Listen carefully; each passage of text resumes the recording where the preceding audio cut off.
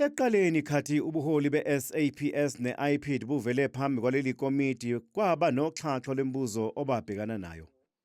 Kule mibuzo kwakukhona nokuphenywa kokwebiwa kwemali ephalaphala.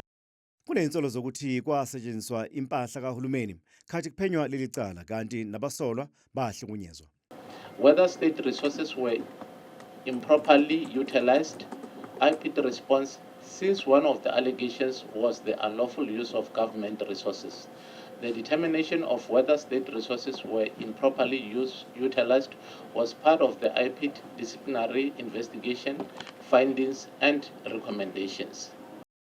Kusolwa nokuthi uJenene uWally Rude weqa umngcele wakuleli eyophenya icala kepha wenqaba ukuhlinzeka ngemininingwane ngalolu hambo lwakhe lase-Namibia.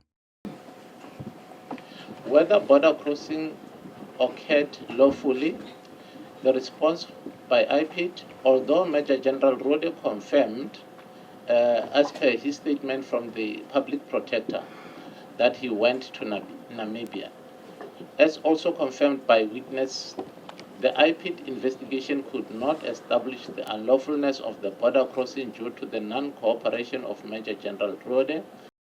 Kodwa ke amalungu ekomiti akholwa ukuthi ashawa ngemfe iphindiwe. The fact that Major General Rude allegedly did what he did, investigated and went as far as Namibia without authorization is also very difficult to believe.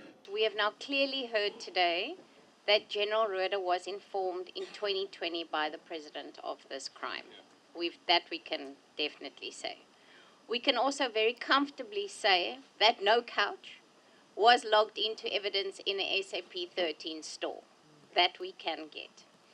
We've also now heard today that General Rude was in Ethiopia at the time that this crime took place, which is something we never heard of before today. Just a yes or a no.